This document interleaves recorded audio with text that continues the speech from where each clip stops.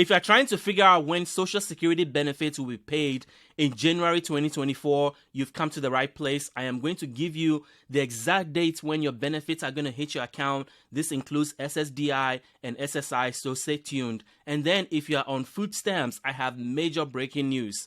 There is a bipartisan legislation that is gaining momentum in Congress right now that is going to allow food stamp recipients to use their benefits to buy hot food in grocery stores. That is a game changer for the program. So if you know somebody that is on food stamps, or if you are on food stamps yourself, stay tuned for this one. And you'll want to stay till the end of this video because there are 7 changes that are coming to Social Security starting next week in January that is going to affect everybody in a major way. I want to bring you update on that and the specific changes that are going to happen. So let's jump right into it. So here's what I want to cover. Your Social Security and disability benefits are going to start arriving soon. I want to give you the exact dates, including SSI payments that are going to arrive early in December. And then President Biden has a plan to change Social Security in 2024 that is going to affect current beneficiaries in a big way. I want to give you the details on his 4-part plan to change Social Security. And then there is the Hot Food Act. This is the biggest change to food stamps in decades. It's going to allow food stamp recipients to use their EBT cards to buy hot food. That is a game changer. I want to give you all the details on that. And then finally, the 7 changes that are starting next week that are going to affect Social Security beneficiaries, current beneficiaries, and future beneficiaries. So let's jump right into the details. So let's talk about Social Security benefit payments. So if you already know this, basically your Social Security and SSDI benefits are paid based on your birth date and a specific Wednesday. So if your birthday falls between the 1st and the 10th of the month, then you're going to get your benefits on the 2nd Wednesday of January.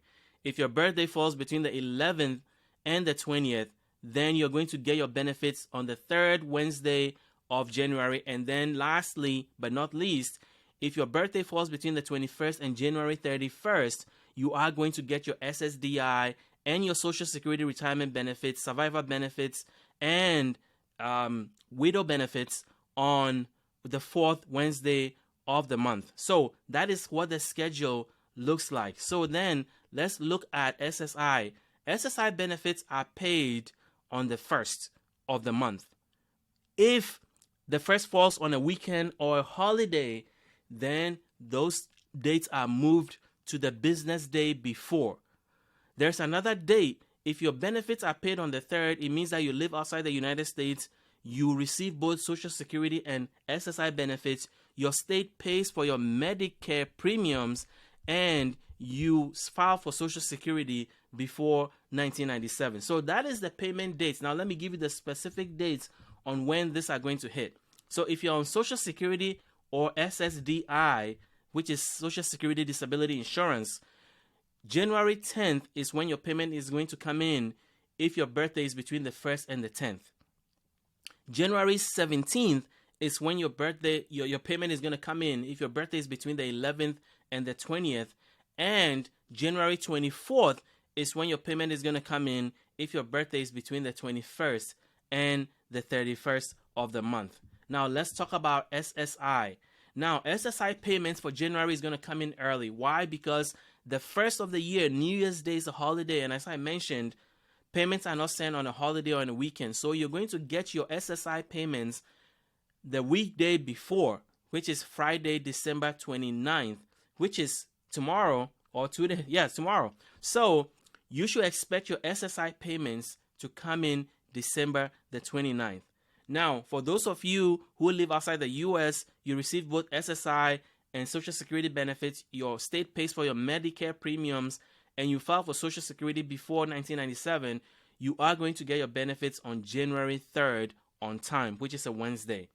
Now, since SSI payments are going to hit early on the 29th of December, there will be no SSI payment in January. For the month of January, there's not going to be any payment. So this is not double payment that you have to, think as a bonus. This is your January payment coming in early.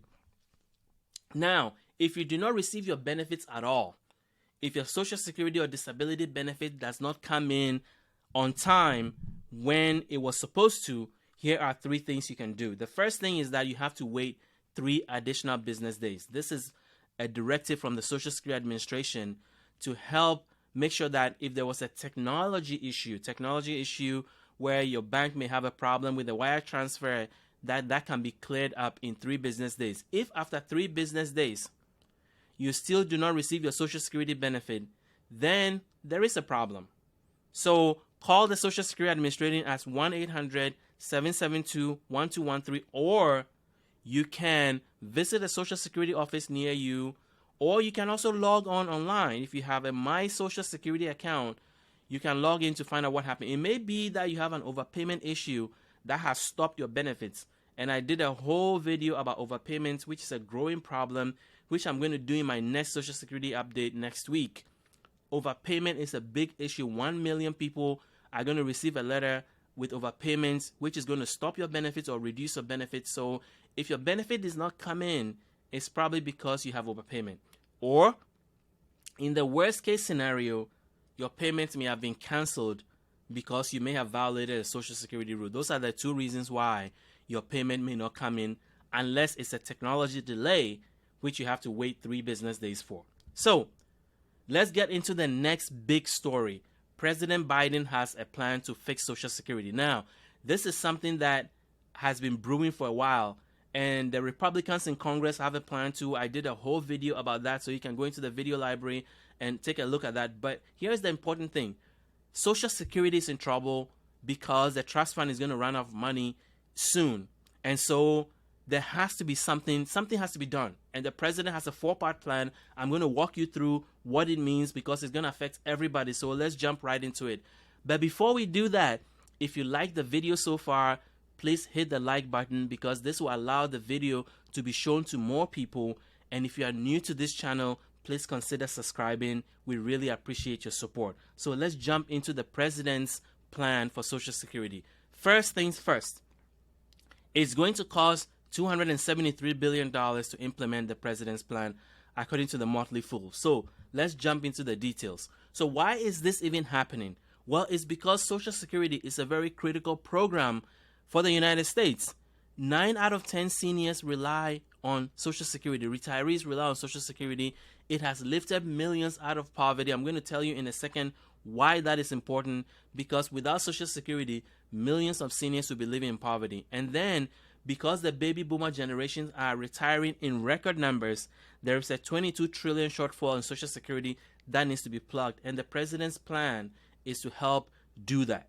So, here is what President Biden is proposing. Number 1, increase the payroll tax on high-income earners, change the inflationary tether to which the cost of living adjustment is measured. Some of you have complained about this year's COLA being 3.2%. I got a lot of comments when I posted the video on COLA.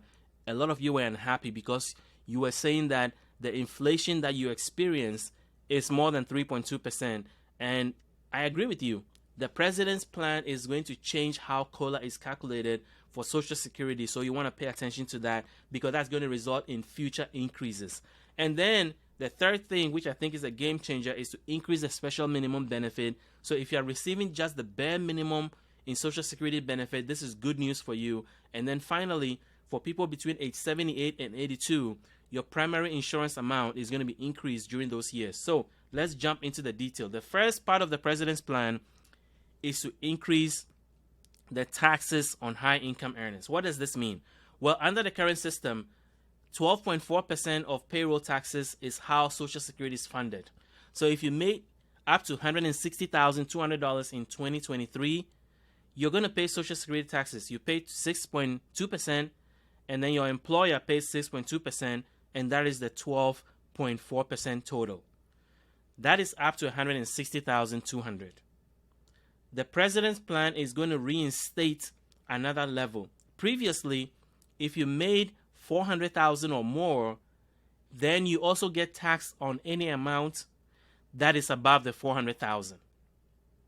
But that was gotten rid of by Congress. And now that is part of the reasons why the Social Security Trust Fund is in trouble, because more money is going out of the fund than is coming in.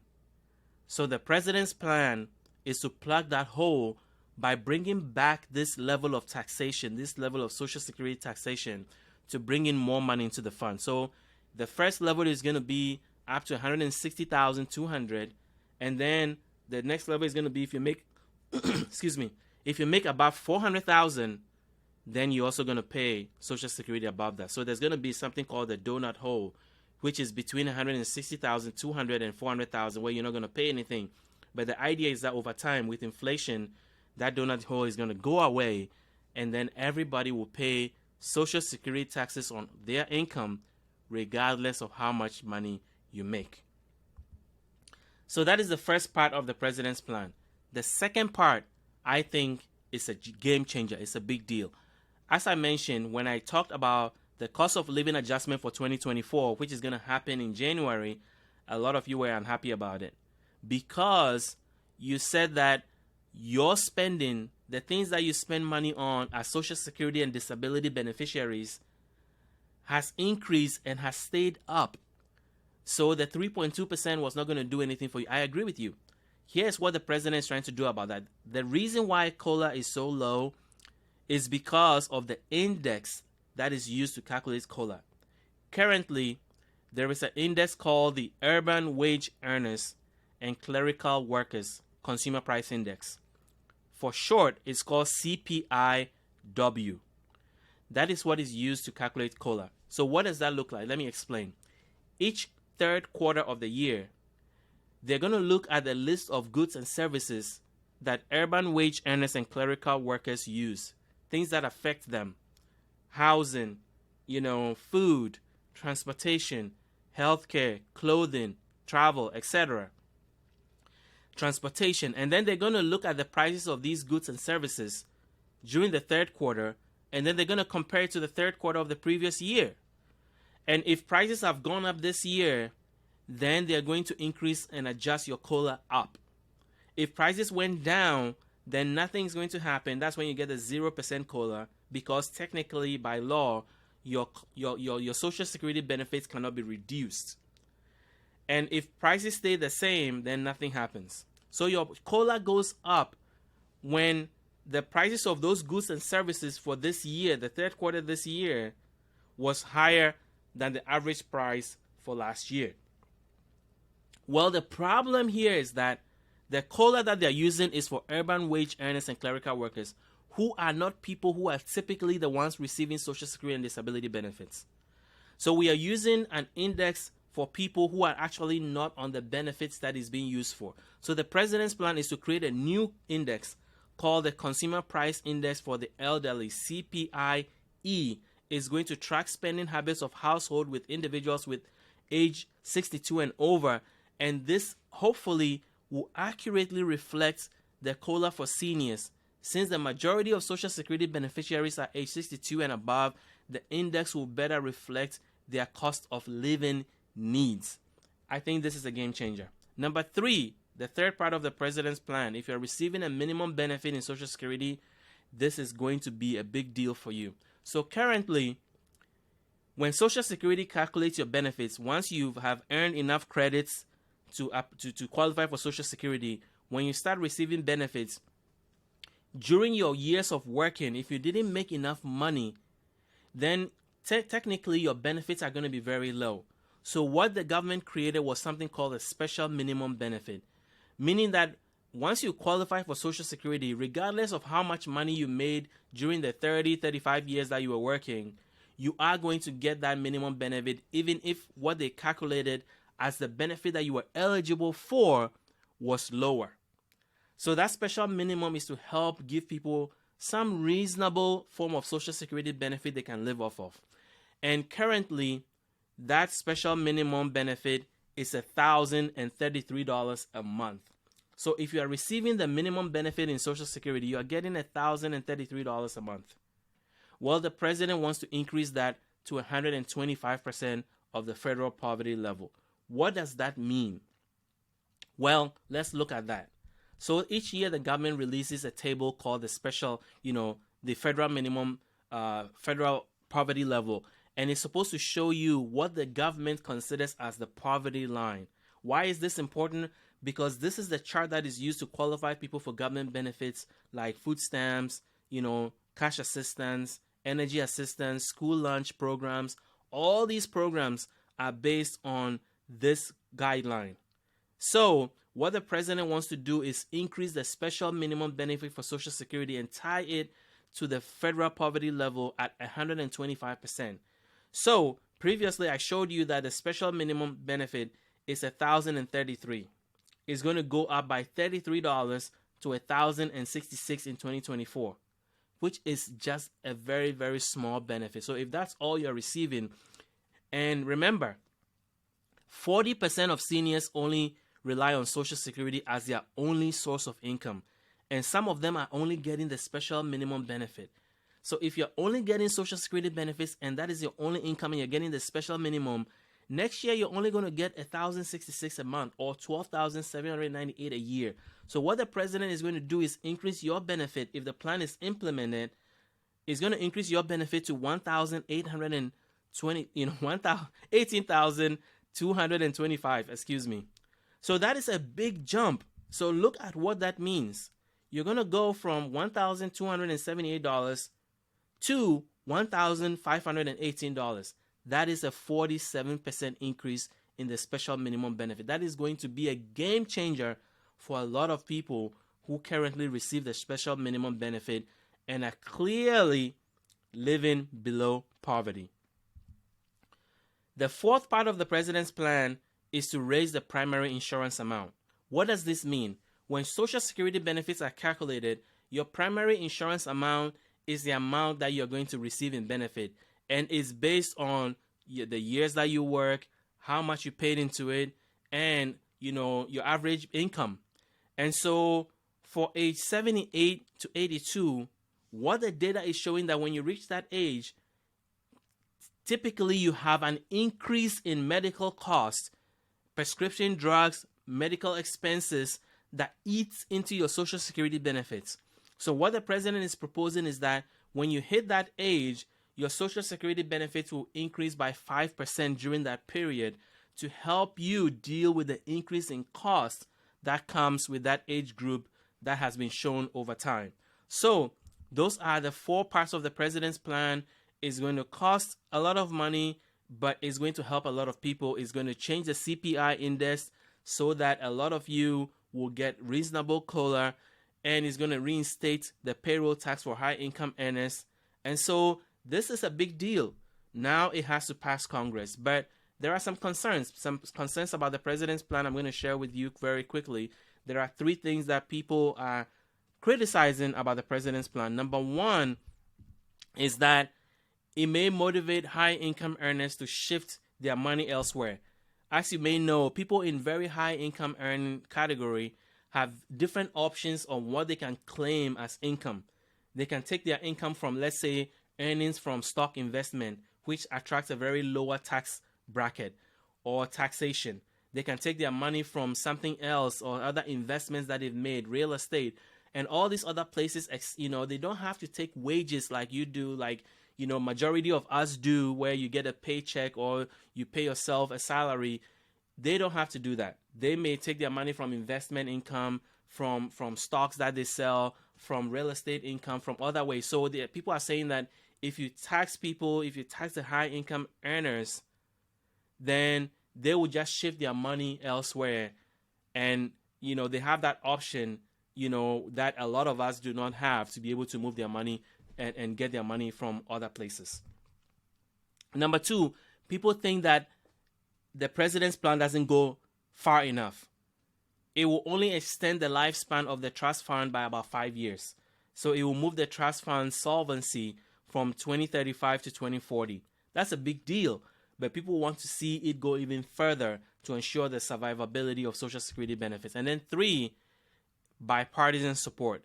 This needs to be passed by Congress. So somehow the two parties have to come together to make this happen. If you know anything about how Congress works these days, there is very little hope for that, because nothing gets bipartisan support. Very few bills get bipartisan support. So the best thing the president can do is to go out there and share his plan with the public, get the Democrats to go out there and talk about this plan, because that is the only way you're going to get the buy-in when people understand how the plan is going to affect them, what it's going to do for them, and then they are more likely to advocate for it. Now, as I said, the Republicans have their own plan. So I did a whole video about that, so you can also educate yourself about that, and then you can compare both plans and see which one you think is going to really save Social Security, help those who are currently on the benefits, and extend the lifespan of Social Security.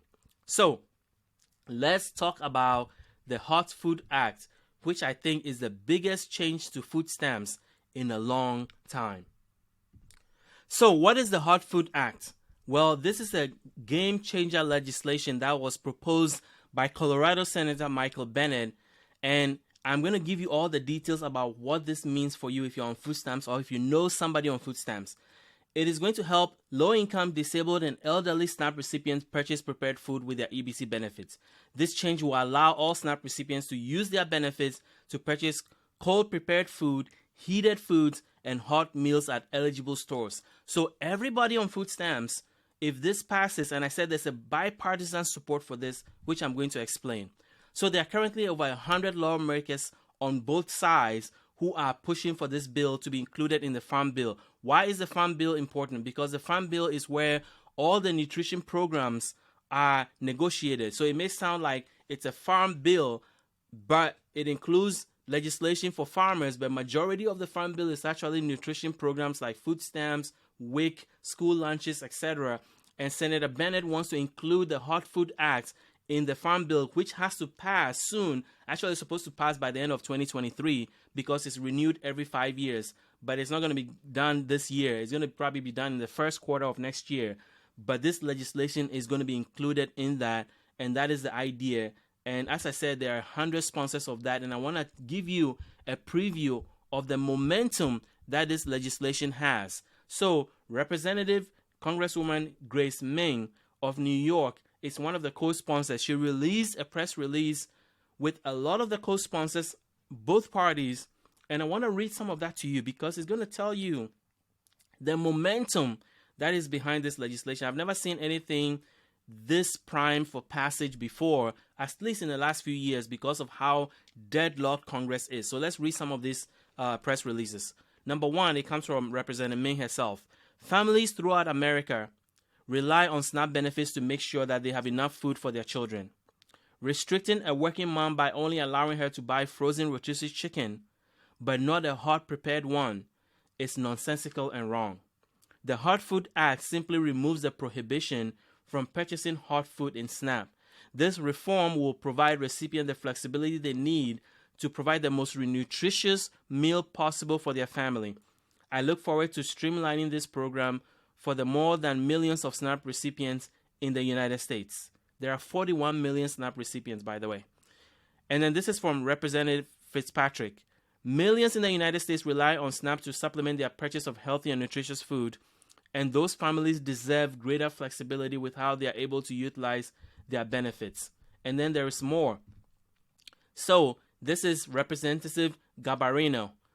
Right now, a working mom struggling to feed her family is permitted to purchase a cold sandwich for her kids using SNAP benefits, but is prohibited from buying soup or rotisserie chicken to ensure they get a hot meal. And this is from Representative Spanberger of Virginia. Right now, working Virginians can't use SNAP benefits to buy warm chicken or prepared soup from a grocery store. That means a single parent on their way home from work can't swing by the store and pick up rotisserie chicken using SNAP dollars. And there are very powerful organizations that are also backing this. I want to read you 3 of their comments. This is from the president of First Focus Campaign for Children. Children deserve access to nutritious food without unnecessary stipulations or arbitrary barriers. Allowing SNAP recipients to purchase hot food allows parents who may be working multiple jobs or experiencing housing insecurity to still provide hot and nutritious meal that their children need. This is from Feeding America. It's one of the biggest food banks in the country. Feeding America supports the Hot Food Act, which will give people the option to use their SNAP benefits to purchase hot and prepared food. This important change will provide additional flexibility for families, seniors, and people with disabilities to choose the food at the grocery store that best meets their dietary needs. And then finally, this is from the CEO or City Harvest of New York.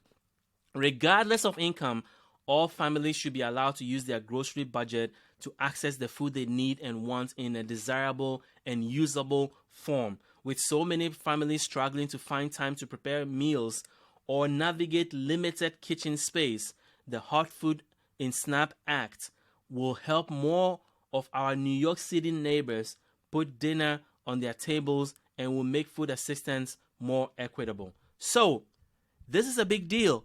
And as you may know, currently, these are the foods you can purchase with your SNAP benefits: fruits and vegetables, meat, poultry and fish, dairy products, bread and cereal, and other foods such as snacks and non-alcoholic beverages, seeds and plants which can produce food for the household. But you cannot currently use food stamps to buy hot food at the point of sale unless you are in a state that is part of the restaurant meals program. This is a very limited program that states can opt into, that only applies to seniors, that applies to people on disability, and applies to the homeless. As I said, states have to opt into it. This program has existed for decades, and so far only 9 states offer the program, and even in some states it's very limited to certain counties. For example, in Rhode Island, it's limited to the Providence and Washington counties. In Illinois, it's limited to the Cook and Franklin counties.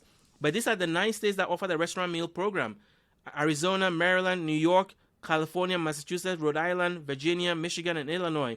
And it's a restaurant meals program, so you can only use the benefits in approved restaurant in states that are offering the program, and you have to be among these 3 categories of people: homeless, disabled, or you are elderly, and you have to be approved for the benefits, and there are limited restaurants that take the program. So it's a very limited program. So the Hot Food Act expands this idea where you can go to grocery stores and buy hot food that you can bring home for your family.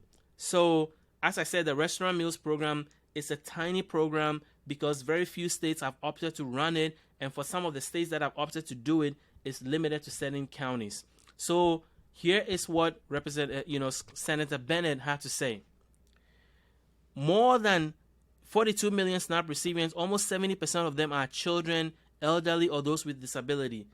The ability to purchase hot food or hot food ready for immediate consumption will provide enormous flexibility to those who rely on this program to supplement their nutrition and dietary needs. This legislation is supported by, a lot of powerful organizations, including those that he has mentioned, some of them in Colorado, some of them across the nation, like Feeding America, Hunger Free America, all these huge hunger prevention organizations that are backing this. And this is the final thing he has to say. Too many individuals and families struggle to make ends meet, miss out on nutrition they need because they lack access to a kitchen or because they have difficulty preparing their own food. The Hot Food Act will go a long way in closing this gap by allowing SNAP households to conveniently purchase hot food at grocery stores. So, I will give you an update as soon as I get one. This is moving through Congress. It's a bipartisan legislation. It's going to be included in the Farm Bill. And as I mentioned, the Farm Bill is in negotiation right now, and it has to be passed. So you'll hear something about this in the first quarter of next year, and I'll keep you updated in my weekly food stamps updates and bring it to you. So, what do you think about the Hot Food Act? Are you going to take advantage of this if this passes? Is this going to change the way you do grocery shopping with your food stamps? Let me know in the comment section, because we want to make a lot of noise about this, because the more they hear from you guys and what you think, the more this is going to push them to do more about it. So let me know what you think about the Hot Food Act in the comments below, and let's jump into the last but big changes that are coming for Social Security in 2024. This is going to start next week, starting in January. So here are the 7 changes. The first one is COLA. I have talked this one a lot in this presentation already. It's going to be 3.2% increase. A lot of you were disappointed because you saw 8.7% in 2023, 5.9% in 2022. And so what does the 3.2% mean for you? How much is that going to change your Social Security or disability check? Well, this is what it looks like. on average for retirement benefits is going to be a $59 a month change. So let's review that. So in 2023, if you're in Social Security, your average benefit was $1,827. In 2024, it's going to be $1,907. If you're on SSDI, your average benefit was $1,483. It's going to be $1,537. If you're on SSI, your maximum benefit for an individual is $914 in 2023. That is going to go up to $943. And if you are on SSI as a couple, your maximum benefit was $1,371 in 2023. It's going to be $1,415 in 2024. And the Social Security Administration should have mailed you a letter already telling you the specific amount by which your benefit is going to grow. Now, as I mentioned, cost of living with Social Security has not caught up with your reality. Since mid-2020, the average price increase in the U.S. has been 20% since 2020. Yet, during the same period, your Social Security cost of living adjustment has only gone up by 17.8%. So just by looking at the official numbers alone, you can see that Social Security benefit cost of living adjustment has fallen behind what the official inflation amount has been. Seniors are especially vulnerable to rising costs of housing, with the average older person spending a whopping 49% of their household budget on shelter. So this is a big deal. That's why I think the president's plan to increase how COLA is calculated is going to be a big deal. And I already talked about that, so I'm going to skip this and move on to number 2. This is the next change that is coming. Remember, I talked about how Social Security benefits are taxed. If you make $160,200, you're going to pay Social Security tax up to that number. Well, that number also increases every year based on COLA adjustment. So in 2024, the increase is going to be $168,600. So it means that if you make $168,600 and you're working, that amount is going to be taxed, Social Security taxes. You're going to have to pay the 6.2% and your employer pays the other 6.2%. If you're self-employed, you're going to pay the entire 12.4% in taxes. Next, the maximum benefit at full retirement age is going to rise. This also changes every year. If you are retiring this year and you're retiring at your full retirement age, which for some of you is 67 years or for some of you is 66 and change, then your maximum benefit, the maximum anybody can receive at full retirement, is going to go from $3,627 per month to $3,822 per month. Here is the fourth benefit. This is going to affect people on disability benefits. Your substantially gainful activity limit is going to go up. What does this mean? If you are on disability and you are not on the trial to work program, if you are working, there's a certain limit at which point you're going to start losing your benefit. So when Social Security is determining whether you're disabled, there's a certain income limit that they use to show whether you are doing work that they consider to be substantial gainful activity. So that limit in 2024 is going to be $1,550 a month for the non-blind and $2,590 for the blind. So that is a very, very big, important number, because if you're on disability, especially SSI, and you trip this number, you are at risk of losing your benefit unless you are in a program like Try to Work Period, which has specific guidelines that you have to follow. So that is the fourth change that is coming up. The fifth change is Medicare. So for seniors who are on Medicare, your Part B premiums are going to go up. Your premiums and deductible are going to be impacted. So for a majority of you, the standard monthly premium is $174.70, up about $9.80 from 2023. And your annual deductible is going to be $240, a $14 increase from 2023. Now, there's a whole table. If you make more than a certain threshold, there's a whole table on what your premium and your deductibles are going to be.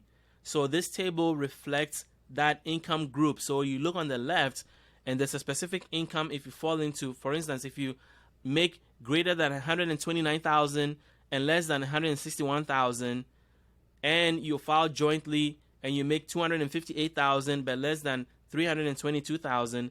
Then your income monthly adjustment amount is going to be $174.70, and your total Part B premium amount is going to be $349. So that's how to read the chart on the left. So that is what the Medicare changes are going to be for 2024. And then 2024, there's another important change for those of you who are working and collecting Social Security before your full retirement age. If you don't know this already, when you work and you collect Social Security before your full retirement age, there is a certain threshold of income that you make, then your benefits will start getting reduced. In 2023, that amount was $1,770 a month. If you make less than that a month, then your benefit will not be affected. If you make more than that, then for every $2 in earnings, your benefit will be reduced by $1.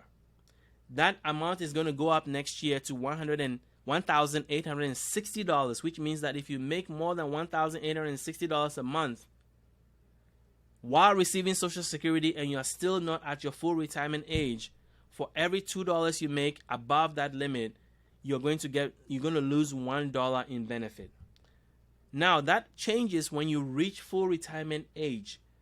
Then there is a more generous threshold. This year it was $4,710 a month, and next year is going to be $4,960. And then the amount that you lose in benefits after that is also more generous. So unlike the previous slide, if you make more than $4,960 next month, starting in January, and you are at your full retirement year, then for every $3 you make above the limit, you're going to lose $1 in benefit. So at your full retirement age, the year that you reach full retirement, this threshold is much, much more generous to you. And then finally, the biggest change that's going to happen is how much people need to earn to qualify for one quarter in credit for Social Security. As you know, you need 40 credits to qualify for Social Security benefits, and they're earned each quarter of work. But there's also an amount that you have to earn. There's a minimum amount you have to earn per quarter to earn one credit. That amount also changes every year due to COLA. So in 2023, it is $1,640. In 2024, it's going to be $1,730 to earn a quarter of credit. So those are the changes that are happening with Social Security benefits in 2024. That's all I have for you. Please comment below if you have any questions. If you are new to this channel, please consider subscribing. We really appreciate your support. And most importantly, if you enjoyed this video, please hit the like button so that more people will be shown this video. And I appreciate you watching. Until I see you in the next video, thank you.